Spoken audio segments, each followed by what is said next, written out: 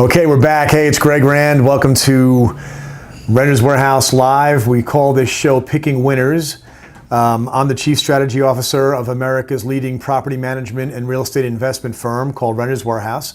And my job, among other things, is to look across the national landscape you see behind me, not a wooden one though, and make recommendations to investors of all shapes and sizes. For the last 10 years, my clients were mainly large Wall Street firms that were buying thousands of houses around the country. Now we have been acquired by Renters Warehouse, and most of Renters Warehouse customers are small investors that own just a few properties. And I'm excited about that because that's where my heart's always been. Don't get me wrong, I love the Wall Street clients, but I really love helping individual investors who are trying to build legacy with real estate and helping them to do that wisely and smartly. So let's get started. This is going to be a Q&A show, so you are encouraged to leave a question in the comments with your phone number. We're going to dial you up and we're going to put you on speaker, and you can ask the question live like a radio talk show. It's pretty cool. It's a lot of fun. We did this once before. I got a great reaction, had a good time, and so now we're going to keep it up. So before we go into the Q&A, I want to do a little monologue with you, just a segment to talk about a topic that allows more folks to catch up to us and kind of maybe provoke some thoughts in your minds that will spin some questions out. And let me put that up here right now. All right, so the question that I'm posing is flipping dead? One of the things that I've been challenging for a long time is that flipping houses, while it sucks in all the oxygen in the whole real estate investing world, like as in when you hear somebody say investing in real estate and you're not thinking commercial real estate, you're thinking of small investors, houses, you pretty much usually conjure up an image of somebody flipping a house, buying a beat up foreclosure, fixing it up, the kind of things that you see on Home and Garden Television and other channels. It always looks so easy, it always works out great. But there's an underbelly to that space that the image of the gentleman that I chose to put up here gives you an idea of what I'm talking about. He's a guy with a bunch of cash flying around him, and he looks like somebody that you shouldn't trust. And there are flippers who are going to watch this and who are going to get mad at me. And it's okay. If you're actually mad at me, you don't agree, it would be fun to have you call or have you give us your number so we can call you and talk about it, because you'll see my point. I'm opening with a shocking image. Is flipping dead for a reason? And that reason is I don't think that flipping is the natural way to invest in real estate. I don't think most people who succeed in real estate investing do it by flipping. I know that there are 1 million investors a year that buy houses, or I'm sorry, 1 million houses that are bought a year by investors. So 1 million home sales every year. That's 20% of all the home sales every year are bought by investors, and 80% of them aren't flipping. They're buying to hold, but 99.9% of the seminars and the TV shows and the chatter about this topic all are geared around making money quick, getting rich quick. And it's the wrong way to do anything, really. But somehow it's seized upon real estate investing. And so a lot of people are getting really bad advice. This is an image that you might have seen. This is actually a fake image. It's just very funny. But there's a lot of imagery out there of people with big stacks of money who are investing in flipping houses. And here's why I think it's, first of all, unnatural, and then why I think it's dead. And by the way, let me get to the punchline. Picking winners is not about picking the best deal. Picking winners is about picking the best town to invest in, the best section of it, the best city, the best region, the best city, the best section of a city, the best neighborhood that's going to pop more and faster than anything else around. And so you make your money over time when the properties become more valuable faster and more in demand faster, so you rent them out more readily, you can charge more rent, you make more money both ways. It gets more valuable and it generates more income. And when both of those things are spiraling upward together, that's when the people who really get wealthy in real estate, that's how they do it. They don't do it through flipping. Although there are certainly people that have made money with flipping, but I know a lot of them. I know that right now they're struggling because their business model is rapidly becoming obsolete. All right, so let me talk about that a little bit and give you an idea of what I mean. First of all, the nature of the business model becoming obsolete is this is the messaging that you see from flippers, okay? Whenever I see signs like this start showing up on the corner where the highway exits, I know that somebody's been through. I know that there's been a flipping seminar that came to town, right? And so a whole bunch of people piled into a ballroom somewhere, and they were taught how they're gonna get rich quick with no money down. And what really upsets me sometimes is that I've snuck in the back of some of those, and I know people who go to them, and one of the common threads you see a lot is you can buy houses with no money down, so give us $20,000 and we'll show you how. So literally, you can buy houses with no money down because you're not going to have any money left by the time you take our seminar. The seminar is free, but the system is really expensive. And literally somebody who I know, who knows I feel this way, was in one of those seminars a month ago and said, like, Greg, they actually said the words, you buy our program, we're gonna show you how to make your money back right away. The first thing we're gonna teach you is how to make your 20 grand back, okay? And how much do you wanna bet 5% of the people in that room ever make their money back? I think that's probably a high estimate. So I make some people, their feathers get ruffled when I talk this way, but I know I'm right. And so I'd rather debate it and explain how for a certain few people, flipping houses might be a great idea. For most people, it's a terrible idea. So here's the reason why the business model is obsolete, even for the ones that are experienced at it. These signs, super high quality, high class imagery right there. We buy houses fast cash. We buy houses cash. Like, some of these things are handwritten. And it's designed to get somebody who's in a desperate place to make the phone call and say, take this thing off my hands. It's dilapidated. I can't fix it. I have to pay taxes. I have a problem. I need money quick, all right? And that's what makes a flipper excited, because they found somebody who's desperate and in trouble. And but here's the challenge for flippers. Number one is the market has fully recovered. You're looking at a 20-year chart of home prices in America right now, and you can see this crazy housing boom. Then you can see this kind of painful housing correction, not a bust. If it was a bust, it would have kept going down, right? So this crazy boom, this correction, and then this recovery. And when the market has fully recovered, then flipping is harder. When the foreclosures are coming on strong, when there's a lot of pain in the housing economy, which, by the way, only happened one time since the 1940s. I know you've heard otherwise.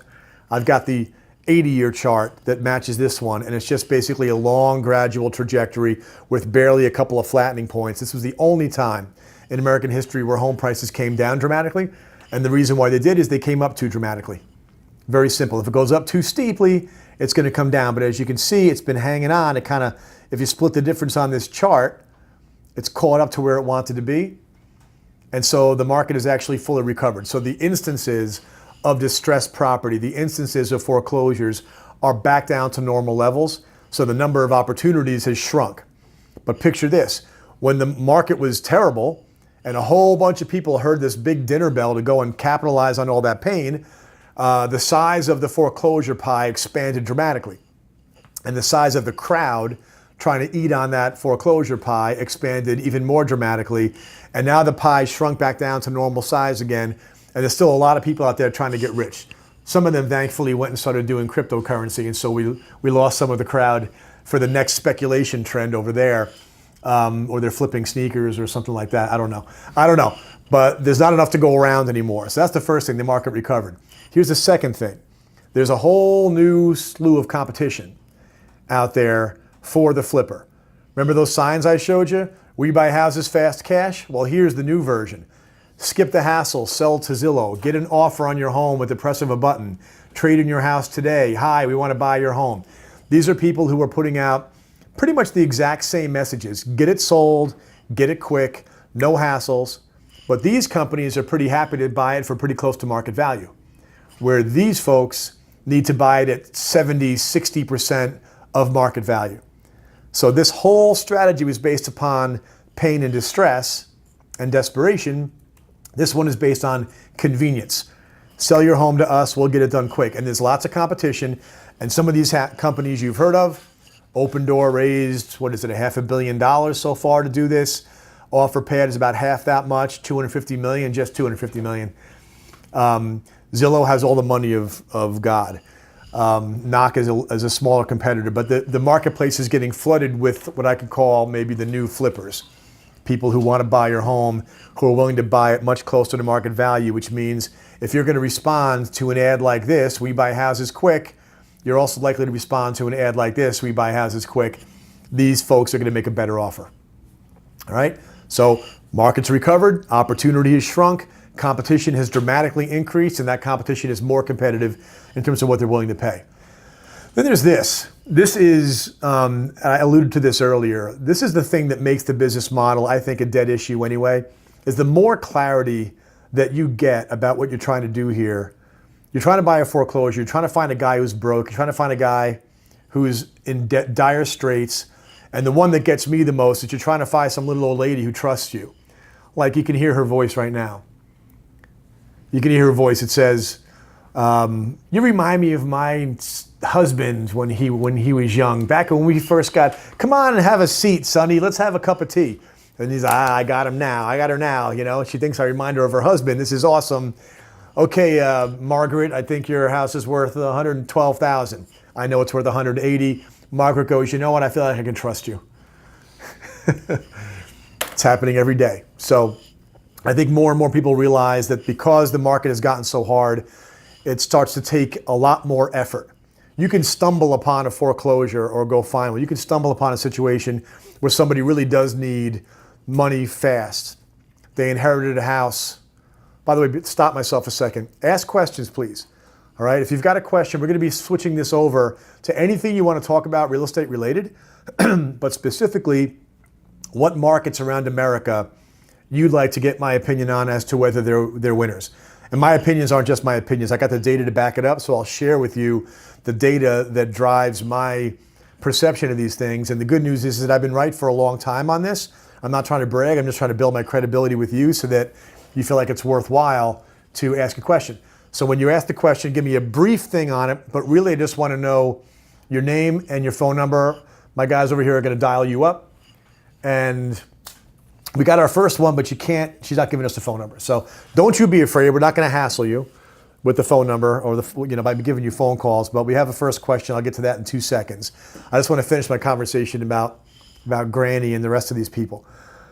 When you stumble upon one of these things, that's great. Somebody inherits a house, they live in California, the house in North Carolina. You could buy it, they say, I'll give you $100,000 for the house, it's worth $130,000, but I'll give you $100,000, close right away. Now you found kind of a very rare needle in a haystack.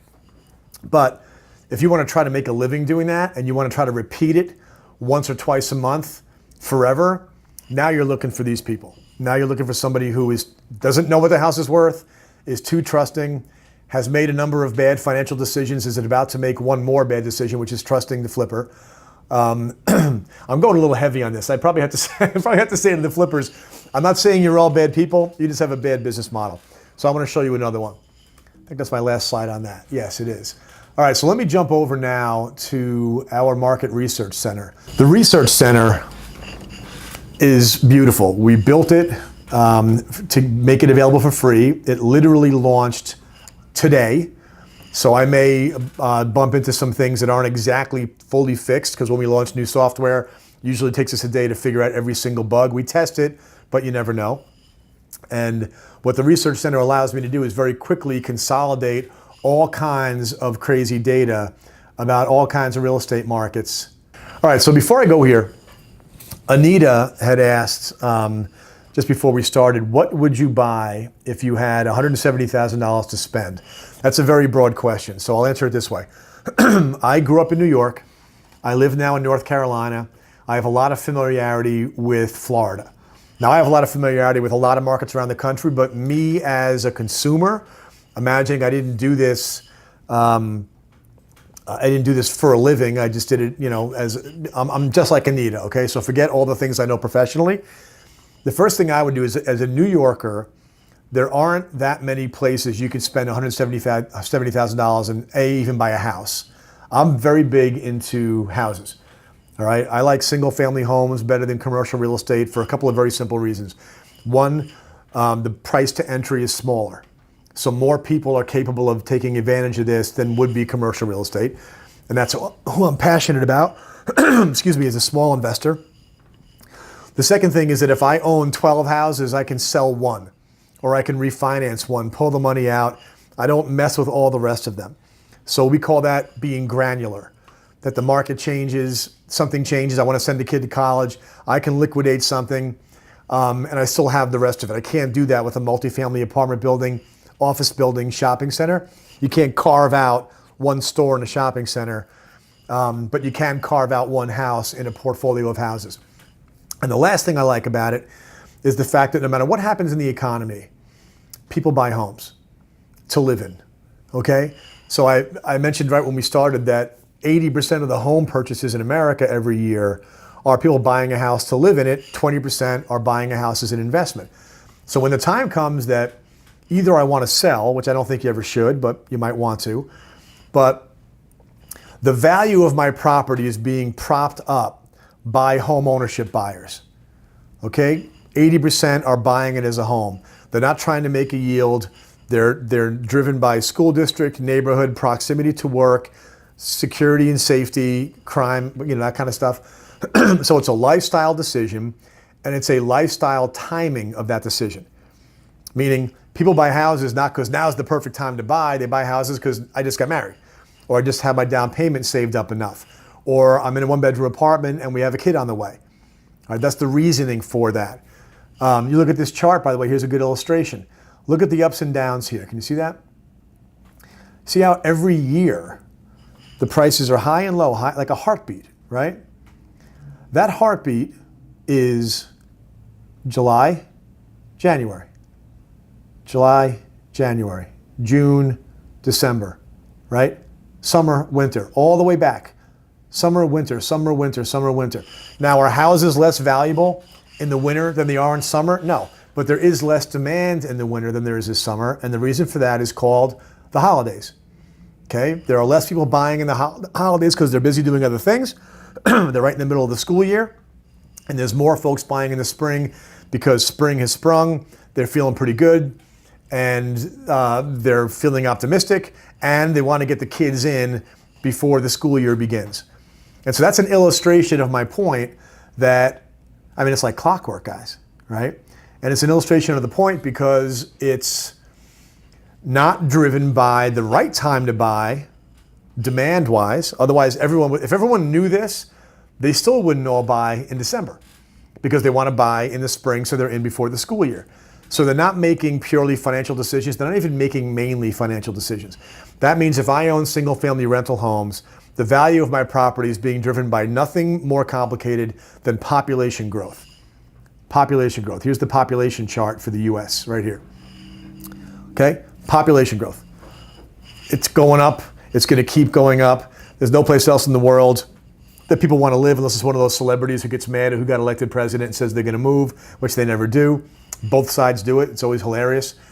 Undisciplined people shooting their mouths off on camera. You might say I'm being one of those today. You know what I'm saying? A little bit. So I like single family homes because they're granular, because the value of them is supported by home ownership, which is emotional more than financial, and because you can get in much cheaper. All right. So for Anita, I would get out of New York. And the reason I mentioned, let's say I was still a New Yorker, I couldn't really get that much for $170. I could put it as a down payment, but because taxes are high in New York, the expenses keep going up, taxes keep going up. There are places like Florida and North Carolina. The reason why I didn't say Texas and Oklahoma is that I never grew up going there. I grew up going to Florida on vacation. My parents would take us there. And I moved to North Carolina. I went to college in Albany. Albany might have been an option, Albany, New York, because it is much cheaper. So my point is for Anita, if she called in, I'd be asking her, where do you live? If she lived someplace expensive, I'd say, where else do you know, right? Where have you been? Where do you have family living? Where did you go to college? Where do you have a certain degree of familiarity? Because it might be that one of those markets that are secondary in your life are actually a better investment, and I would start looking there. Okay, at 170, I would put half down. Again, I'm not a get-rich-quick guy, so I like putting down big down payments. I buy fewer houses because of that, but I never go underwater. I never go negative equity. I never go, even when a tenant leaves, my mortgage is tiny compared to the rent payment. And so I go a month negative because I don't have any rent. No big deal. I make it up the next month. And so 170, you can pay cash in North Carolina and Florida and get a house. You can buy two of them if you've got a 50% mortgage on them. And what you can see with that is that you're talking about a 5 to 7% yield, which means you're going to get 5 to 7% of the money you sink in annual return, which is pretty good. Compare that to a savings account or an annuity or a CD, right? Safe investments don't go anywhere near that. They're like at the 1 and 2% range. You go to the stock market and you can get a little volatility there, Lord knows. And so single family homes, you look at this chart, it kind of illustrates that even when we have the biggest real estate bubble and correction in history, you still have a very mild upward trajectory in value, even during the stress test of the last 10 years, okay? But one little last point, if you're investing, buy in November and December, okay? The reason why the prices are lower is simply because there's less demand. We got one coming in? Okay, good.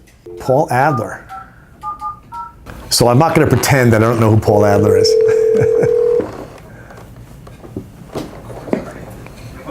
Paul Adler. Hey, it's Greg. Hey, how are you? It's Greg Rand from Renter's Warehouse, but I decided when I was dialing you that I'm not going to pretend that we don't know each other and that you're like a regular stranger caller. How are you, Paul? I'm good, Greg.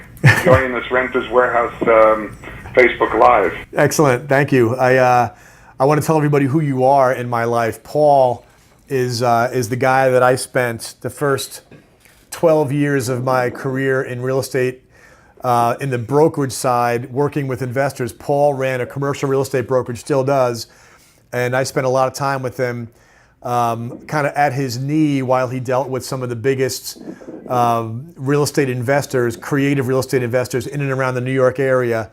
And a lot of my know-how that I brought over to the single family, the basis of my know-how came, I mean, you must, if you're hearing this, Paul, you recognize a lot of these philosophies, right? About buying quality, holding for a long time, buying responsibly, not flipping, et cetera, right? Yeah, I mean, those are all real strong principles in the commercial markets. But I will tell you, Greg, that more and more the commercial investors, the guys looking for investment sales and doing this, are starting to gravitate towards this paradigm that you're talking about, and they're asking us as commercial brokers where to find these opportunities. So it's not only the sort of the mom and pop investors, but some of the smaller to medium-sized guys are looking for this too. So that's awesome. So you're talking about that they're migrating. I was afraid you were going to say they're migrating to flipping. You're saying they're migrating to looking around the country and finding the places where the population and job growth and migration patterns are favorable, and they're making the investments outside of New York into those new places? Yeah, they're making them, I guess in some places in upstate New York, it sort of resembles the rest of the country in terms of value and affordability, but they're looking at these single-family portfolios, and in some areas, what we're hearing in some of the commercial markets is they're looking to see if any of these homes are near universities or colleges, because I think they see that as sort of an expanded use for the home. Yeah, it's just really interesting. That reminds both of us of what happened in multifamily, right? How multifamily was kind of vanilla in the early days of institutionalized multifamily back in the early 90s. And you were involved in that, and so after it got a little bit crowded in the vanilla space, meaning regular apartment buildings at the entry level and median level, then all of a sudden they started getting into college towns is one of the hot places, and now it's 55 and older, and now assisted living, and now master plan communities. They got more and more creative, and we're looking at that. We're watching closely. It's kind of cool to hear commercial investors that did it already in multifamily starting to apply those same principles of creativity and like strategy diversity towards the college town concept. Well, the unknown for a lot of the for investors is I don't know if they necessarily see the path of how do they accumulate the single-family homes the way you have it. I think they're wondering if that's too labor-intensive to try and find a way to pull together, a tranche of homes.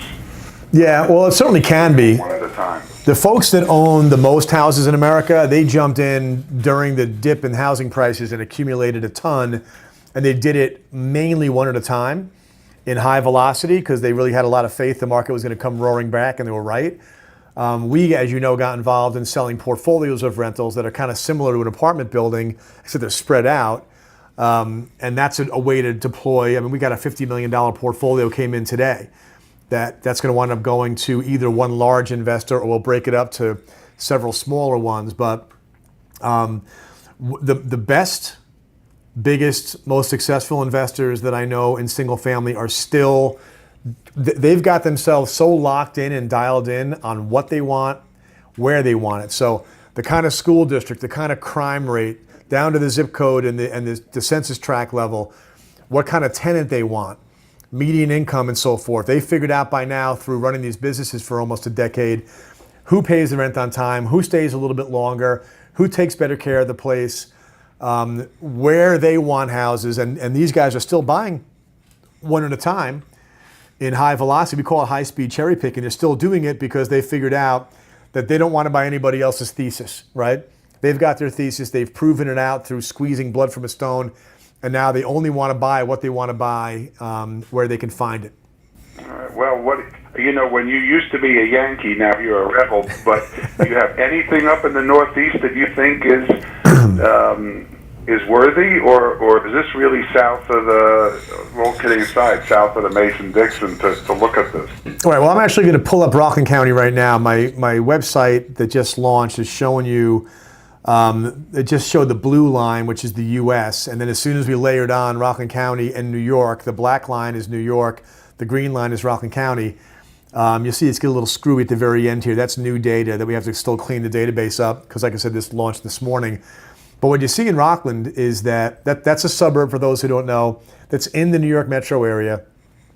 You can get into Rockland County in about 25 minutes from Manhattan. It's a kind of lesser known county. You can see how it rode the same trajectory up, but it held on to most of its value, but it's been kind of level for a long time.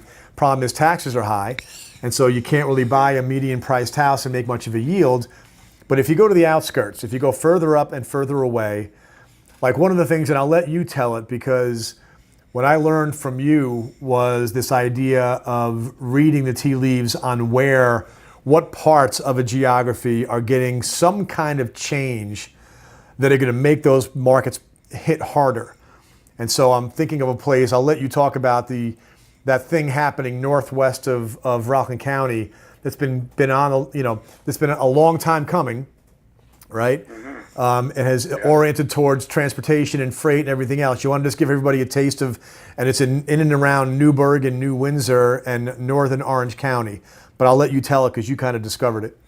Yeah, well, it's very exciting, and Greg and I worked on a project more than a decade ago, and it's that long in coming. But New York Stewart International Airport was an old regional airport that was the home of an air base, and now it's an Air National Guard base and a New Jersey Port Authority International Airport.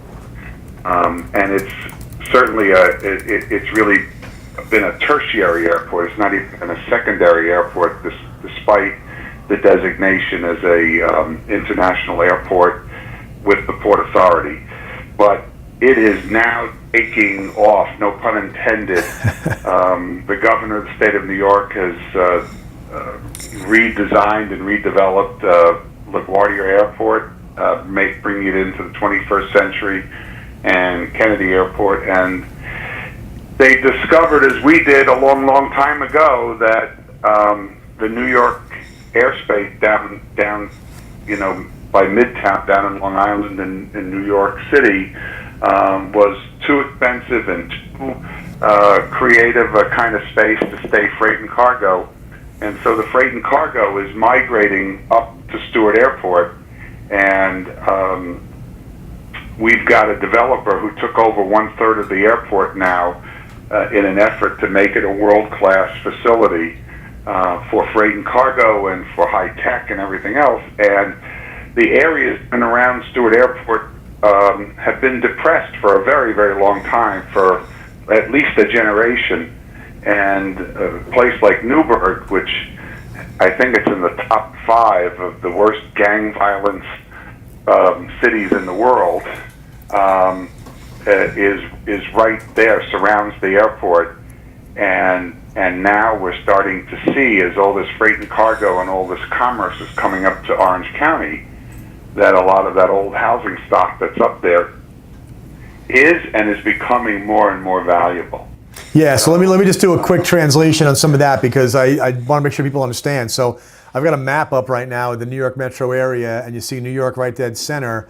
The 3 major airports, LaGuardia, JFK, and Newark, are right inside here. They have been, passenger traffic is a higher priority than freight traffic. And so there's been a fight in these airports to make some room for freight traffic. But at the end of the day, the flight lanes are packed. There's no more planes coming in and out. They've basically maxed it out. And so Stewart Airport, being the only big airport in the New York area that has never really been fully blown out and commercialized, one of the facts that I love is it's one of the 2 or 3 runways in America that was built big enough to land a space shuttle. So it's big infrastructure. It's still within a 45-minute to an hour and 15-minute drive to New York. It's right on the highway track of Interstate 87 north to south and Interstate 84 east to west, on its way to Boston and down to DC, and here, north to Montreal and south to New York. So you've got an international airport that took more than a decade to get the approvals to suck the freight traffic away from these major New York airports. So the government, the Port Authority, the state governments are all in favor of getting more of that freight traffic the heck out of the main 3 airports up to Stewart, which means Stewart, I talk a lot about the Panama Canal expansion and how Jacksonville and Tampa and other cities up and down the eastern seaboard and into the Gulf of Mexico are getting a major boost in one of their core businesses, and that is freight that used to have to land on the West Coast in California and they get on trains and trucks to get east to the big population centers. Now they can get through the Panama Canal because they expanded it, so the biggest trucks can get through. The biggest ships can get through. And so a few port cities have done a really good job of digging deeper, expanding to make room for what are called these post-Panamax ships. And this is an example of an airport version of the same thing, where the freight industry is starting to roll into this area. And this is an area that, as you said, I own real estate in Newburgh, and I've been waiting 15 years for the property values to go up. I'm going to put Orange County on our chart here just to show everybody what I'm talking about. So, Orange County, New York. But again, the green line here, you see how much lower the pricing is.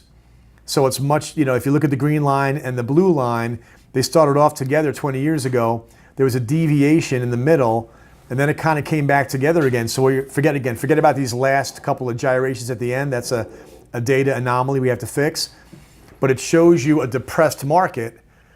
And I get real excited about markets that have been depressed for good reason, not enough job activity. And now, do they have an estimate, Paul, of what kind of just raw job numbers, payrolls are going to be increased as a result of the airport and all the new freight companies moving in? Yeah, they're talking anywhere between 5,000 and 10,000 over the next 5 years, and it's incredible growth. We have one company coming in that's talking about 800 jobs just in one building alone. High-tech jobs, Greg, not warehouse jobs. This is a high-tech company wants to come in and be there. We have a hospital that's looking to come in there. So, you're talking about in an area with very depressed real estate with average salary 100,000 plus. And the thing about the hospital I found fascinating. You told me about the hospital last time we talked about this, and that was a while ago. We went and met with the VaynerMedia people. You told me the hospital is building a facility like right there Is it like less than a mile from the tarmac, or? Oh no, no, less than 1,000 yards from the tarmac. So they can medevac people in and get them straight to. That was one of the things you said, is that facility is being built there not because the demand in and around that area is necessarily super high all of a sudden. It's because the accessibility to a hospital, the accessibility to freight, the accessibility to everything. This is the best way to get things in and out of the biggest population center in the country, or the world. 25 million people in the New York metro area to get right in. Yeah, and not only to move people out, but the new dynamic in healthcare is that the doctors are mobile in the medical system. Right. So they can come in, they can chopper in, they can fly in and do operations and special procedures and do all of that. But it's exciting, and we're finally getting there. My father told me I was an overnight success. It just took me 20 years, but it's I'll tell you. I think it took you more like, wasn't it more like 40 for you? It was. I was trying to get a discount, but I will tell you that this is one of those projects that I often talk about. How people thought you and I were absolutely crazy to talk about this remote airport, and now it's finally coming to pass. But this is all exciting, Greg, and we want to wish you good luck on this stuff. But we've got to talk more about getting some of our investors really focused in on this great project that you're involved Awesome. with. Well, thanks, Paul. It's always a pleasure, man. Thanks for calling in. Man. All right, take it easy. Bye-bye. Bye-bye. All right, that's interesting. We got somebody else? You want to dial them up for us? All right, good. Yeah, so I hope that makes sense. What we're talking about here is things that are happening that you can read about, that you can research yourself. I talked last week, or the last time we did this, about the place that I'm investing in the Charlotte area, which is west of Charlotte, where Amazon is putting 2,500 jobs right now. And they just announced a new light rail train station that'll bring people straight in. So that market's popping. All right, here we go. It's Jeff. Hello. Hey, is this Jeff? Yep. Hey, Jeff, it's Greg Rand from Renters Warehouse. How are you? Good. How are you doing? Good. What's on your mind? You're talking Florida, right? Well, best market's in Florida. I live in Denver, Colorado area too. So if you could run through kind of Denver, Colorado, maybe Fort Collins, Colorado Springs, and then what you think best places in Florida. What county is Fort Collins in? That's a good question. Okay. Lerner, I think. Let me just put in Denver County first. So let me just talk about that first, because I like the fact, I appreciate you calling and asking about two different places, because one of the things about Denver that is unmistakable is that it's one of the best places in the country to own real estate, but it might not be the greatest place in the country to buy real estate today if you're trying to get a market that popped, because it just has, right? It does. It hasn't stopped. I keep on thinking that every year, and it keeps on going up 10%. Yeah, and so how long have you been there? I've lived here for about 4 years. I've owned property in the area for about 9. And what brought you out to move there? My job. Your job, okay. Yeah, so this chart is now showing you an unmistakable growth curve where one of the things about this chart that we're making a modification is that because of the scaling of the lines, like the blue line, which is the housing boom and housing bust, you barely even register it because of the scaling of how hard Colorado and Denver have taken off. And so just contrast how the country, the state, and the county kind of track together, and then right around 2011 and 12, Denver took off. And it took off largely because of inbound jobs like yours, or people coming in for work and lifestyle. I think a lot of people want to overcomplicate stuff. Florida and Denver have some things in common. People leave the Northeast, the upper Midwest, to go to these places because people are surprised to learn that the snow in Denver isn't that frequent. Denver's climate is actually pretty mild. You go 2.5 hours into the mountains and you're in world-class skiing. And so it's one of those places that's like God's gift to people who are outdoors people. But But now you've got the cannabis industry, which you talk about a lot here, the idea that a major industry has set up shop because Denver, or Colorado in general, was incredibly hospitable to it. And I know people sometimes say, well, I don't think cannabis legalization is good for the country. I'm not saying it is. I'm just saying it's good for Colorado that they embraced a major new industry. Do you have friends and acquaintances there that work in that industry? I have some. I mean, you also, one thing I see a lot of too is a lot of tech jobs coming here too. Right. So Google and all those different places, because of the lifestyle and what everything is here between the breweries and what Colorado gives you, seeing a lot of tech jobs too. That's great. I'm looking for the counties. We got to start getting an easier search to get the county name, because here's what I can tell you is happening in Fort Collins and in Colorado Springs. Larimer, Arapahoe, and Denver. All right, so that's it right there. So Fort Collins is cranking pretty well too, or Larimer County is cranking pretty well. So it's tracked right along with the state of Colorado. It's outperforming the rest of the country. Colorado Springs has not really popped yet as much as Fort Collins and certainly Denver. And so one of the things that when somebody asks me about Denver, I think buy right in the middle of it, buy the best stuff you can. But if they say, but Greg, I want to get a better return, I want to get something that is kind of about to happen. We've seen a lot of examples of markets that have very similar fundamentals, but one of them is just further ahead than the other. And so you can kind of read the tea leaves on, is what's happening in Colorado Springs similar to what's been happening in Denver? In a lot of ways, yes, right? The geography is a one hour drive. Is the appeal similar? Yes. Are the tech jobs that are coming into Denver, are they likely to start moving further out of the city to get lower rents for the office space? And is that going to make its way to where, a company moves south of Denver, and so therefore the employees can live a little further south, or maybe it's west, but they move halfway out, right? That's that two-step thing of people getting out of a major metro to get cheaper rent, and therefore making another market commutable. A 30-minute commute from Colorado Springs is not too bad. And so I think Colorado Springs is actually a great way to play Denver, but to play Denver like it was 10 years ago. All right, so that's my play on Colorado. It's pretty straightforward. It's an awesome, high-quality market, and it's showed a lot of resilience, and you can go a little bit further away, get the same fundamentals, but get a little, kind of take your time machine back a little bit, and then catch the wave that's coming to the next place outside. What are you thinking on Florida? Well, I guess another thing too with Colorado, with your guys' machine, do you guys have anything that accounts for like housing starts for single families? I mean, we've built, I want to say 10, 20,000 condos in the Denver area. I want to say 10,000 each year or something like that. It's a lot. So just seeing if you guys have anything for obviously supply and demand of what the market's having too. We know we have a lot of people move here. We know we have a lot of good jobs. But sometimes you kind of wonder if they are overbuilding for what we have.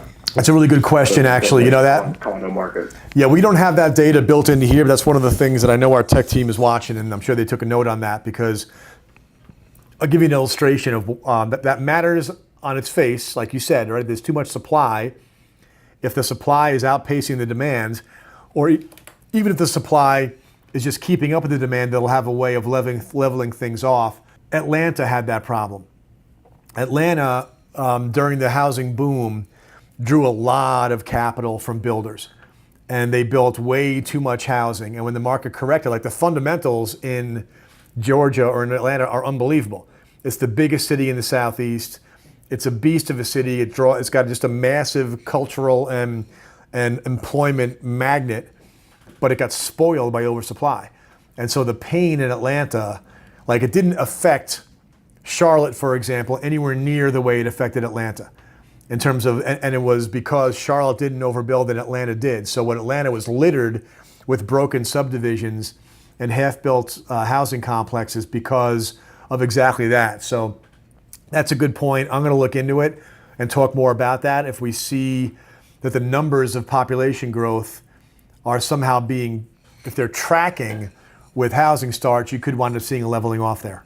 It's something worth keeping an eye on. Yeah, I mean, I think you saw it in several places even before. You saw Phoenix and Las Vegas too. Right. I remember pretty vividly both of those places were two places where it seemed like, they were great, housing prices were booming, and then part of the reason why they took such the big hit as they did is because of the over inventory of brand new homes. Yeah, no, it's a very, what's cool about this asset class is that it's very common sense. Like the supply and demand is based upon people and families, right? You don't have these wild cards like retail space or hotels or office buildings. Like office is good, but what about people who are remote and telecommuting? And retail is good, but then there's Amazon, right? Housing is tacked direct. It doesn't matter what happens technologically. People want to live indoors. If they have kids, they tend to want to get a dog. They tend to want to live in a house. And so when you can track the population trends and then understand the reasons why people are going places, the demand side is very easy to grasp. The supply side is a little more of a challenge. And you're right, some of those markets that took off too hot, that crazy steep curve. I have Orange County, Florida on the chart right now, and you can see the green line went way up like a roller coaster, way down. It's fought its way back, but some of, like Miami definitely had this problem also, where the developers get crazy over these upward swings, then they get big debt, they go and they build these things, and all of a sudden they turn around one day and there's too many high rises in Miami and the home prices of those condos plummets. I'd be wary of condos in Denver for the reason you just gave. I would want to look into how many single-family home neighborhoods are being built, because if it is more heavily focused on the high-density stuff and the luxury stuff, that's usually a warning sign. Yeah, that's what it seems like. I sold my condo last year for that exact reason downtown. So just because the vast majority of housing starts that seem to be more towards the multifamily condos downtown building. I mean, there's 20 cranes in the air, at all times down there. So right, definitely the single family stuff has seemed like a better opportunity because they're not building as much. And then with the cost of everything to put into them, we're finally starting to see some smaller houses getting built just because of that price point where we're getting up against. But definitely something that I've been looking at. So just want to get your opinion on. Cool. Yeah, no, I think you're right. In fact, I'm applying this thesis myself right now. I'm in Lake Norman, North Carolina, and that's north of Charlotte. And I live in a town called Mooresville. I'm looking out right now. I can see the highway, and it's packed. It's always packed both directions. And the reason is that as popular as this area has gotten, the developers have built, 300, 400, 500 unit high density apartment buildings everywhere. And so it starts to give you the impression that there's a little bit of a good old boy network here where if you're a developer, they rubber stamp your development, and regardless of the fact that there's no room on the roads and in the schools, they keep doing it. There's more breaking ground right now. So I live here, but I'm not investing here anymore. I'm going to a different part of Charlotte where that hasn't taken place yet. And what's great is that there's also signals of a resistance to high density development, because everybody around Charlotte sees what happened north of the city and south of the city, and the folks east and west want no part of that. So it's also key to pay attention to the government trends. Like if somebody really wanted to dig in and understand some of this stuff, doing what I've done, which is showing up, and if not showing up, digging in online and reading the minutes of their planning board meetings and their approvals, and seeing if there's any conversation, anybody showing up to push back against developers. You see politicians that are running on the idea that we want to keep North Carolina pure, we want to keep North Carolina from getting too crowded with all these Yankees coming down. That vibe catches my interest sometimes, because it tells me if those people get elected, there's a sentiment locally and there's some power locally to keep the developers doing less high density, more, half acre at least zoning on single family.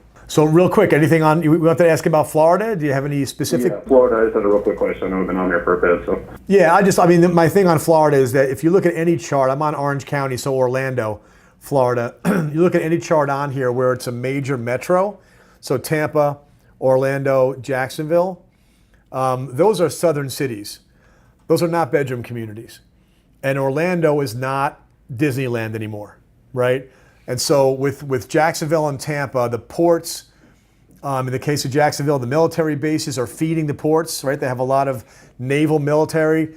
A lot of naval people finish their careers there because of the job base being so strong. So you have these really kind of root population drivers that are locked in nicely. As much as I love Fort Myers and Naples and Palm Beach and places like that, they're different. and that their population becomes a ghost town in the summertime.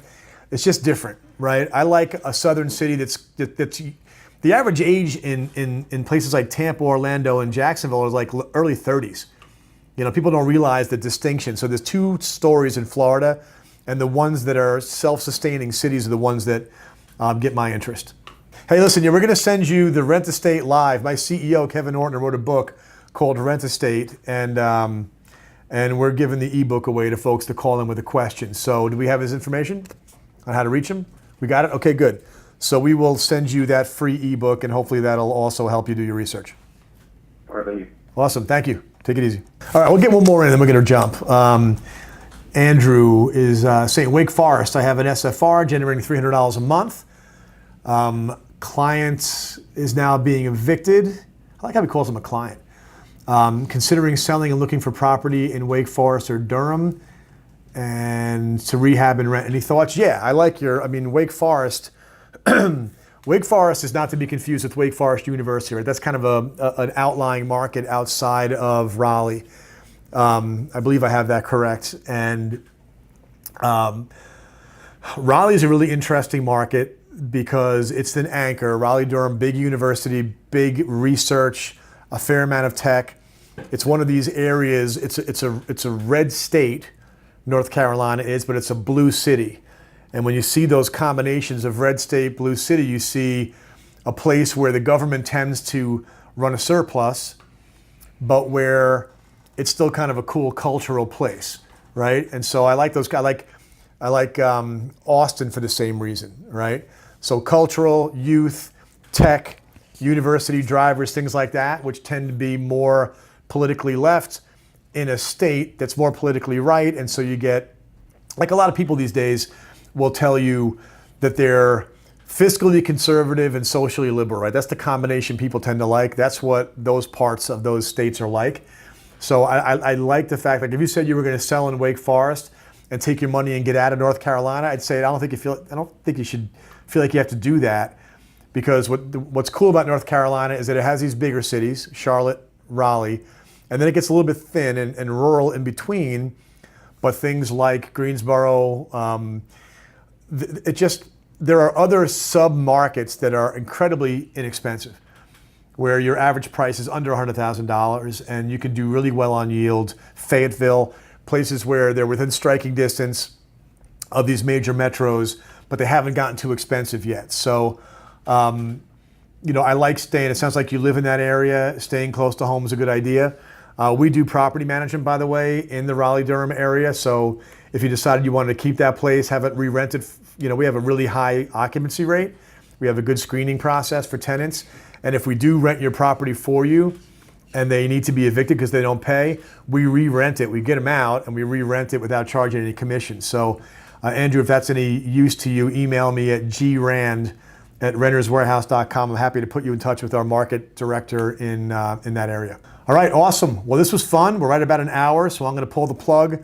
Thank you for being here, and we hope that you found value in this. Have a great weekend.